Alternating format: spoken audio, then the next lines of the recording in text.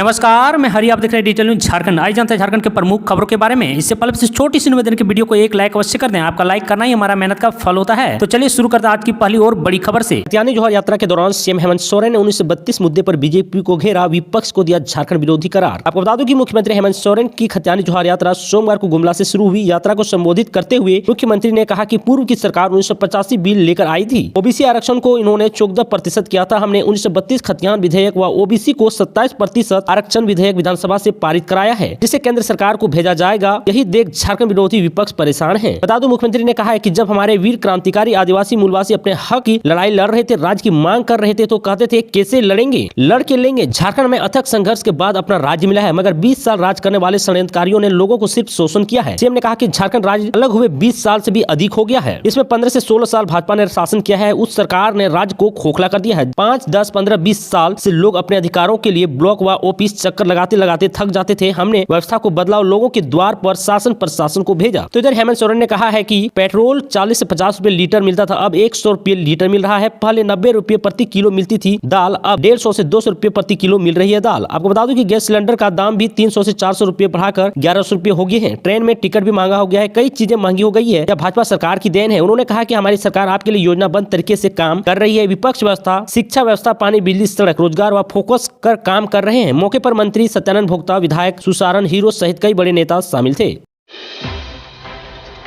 झारखंड फिर से उपचुनाव की ओर, ममता देवी की जाएगी विधायकी, कांग्रेस बोले तैयार हैं हम। आपको बता दूं, झारखंड में फिर से उपचुनाव की नौबत आ गई है। रामगढ़ विधानसभा सीट से कांग्रेस पार्टी की विधायक ममता देवी को गोला गोली कांड केस में 5 साल की सजा सुनाई गई है। प्रावधानों के मुताबिक यदि किसी जनप्रतिनिधि, चाहे वो विधायक हो या संसद हो, उसे 2 साल या उससे अधिक की सजा होती है तो उसकी सदस्यता रद्द कर दी जाती है। इस मामले में ममता विधायक देवी की विधायकी जाना तय है। गौरतलब है कि इसी वर्ष मांडर विधानसभा सीट से कांग्रेस विधायक रहे पार्टी कार्यकारी अध्यक्ष बंधु तिर्की की विधायकी भी चली गई थी, क्योंकि उन्हें आय से अधिक संपत्ति मामले में विशेष सीबीआई कोर्ट ने 3 साल की सजा सुनाई थी। गौरतलब है कि 8 दिसंबर को जब हजारीबाग के एमपी एमएलए कोर्ट ने ममता देवी को दोषी ठहराया था, तभी ये आशंका पैदा हो गई थी कि उन्हें सजा हुई तो विधायकी भी जा सकती है। बीते 5 महीने में जारी सियासी हलचल के बीच ममता देवी प्रकरण से झारखंड में फिर से गर्मागर्मी तेज हो गई है।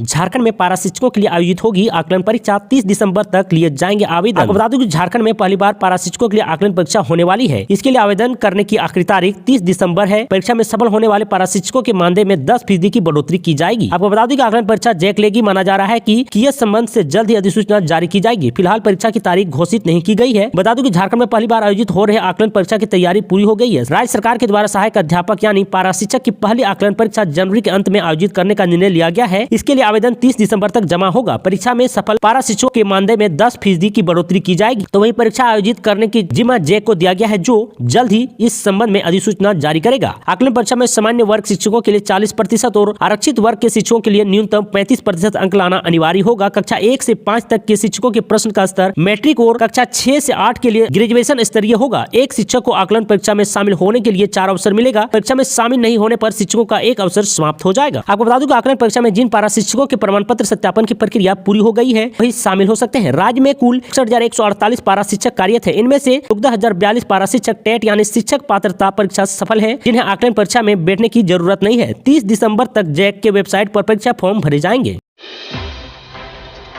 जेएसएससी में डिप्लोमा स्तर के 176 पदों पर नियुक्ति के लिए 11 जनवरी तक करें ऑनलाइन अप्लाई। आपको बता दूं 13 दिसंबर झारखंड कर्मचारी चयन आयोग जेएसएससी की ओर से झारखंड डिप्लोमा स्तर संयुक्त प्रतियोगिता परीक्षा 2022 के तहत बैकलॉग और नियमित पदों पर नियुक्ति के लिए प्रक्रिया शुरू कर दी गई है। आपको बता दूं कि आवेदन जमा करने की अंतिम तिथि 11 जनवरी 2023 है, जबकि 14 जनवरी तक परीक्षा शुल्क जमा होगा। फोटो और हस्ताक्षर अपलोड करने के बाद आवेदन पत्र का प्रिंट आउट 17 जनवरी तक कर सकते हैं। इसी प्रकार 18 से 22 जनवरी तक ऑनलाइन आवेदन में संशोधन कर सकते हैं। अर्हता रखने वाले अभ्यर्थी www.jssc.nic.in पर जाकर अपना फॉर्म जमा कर सकते हैं। बता दो कि उल्लेखनीय है कि डिप्लोमा कुल 176 पदों पर नियुक्ति होनी है। इसमें 10 पद बैकलॉग है। आवेदन शुल्क 100 रुपए है। इनमें खान निरीक्षक के 32 नियमित पद है, जबकि बैकलॉग पर एक कन्या अभियंता के 19 नियमित पद और बैकलॉग पद 7, मोटरयान निरीक्षक के 44 और बैकलॉग पद 2, स्ट्रीट लाइट इंस्पेक्टर के 55 और पाइपलाइन इंस्पेक्टर के 16 नियमित पद शामिल है।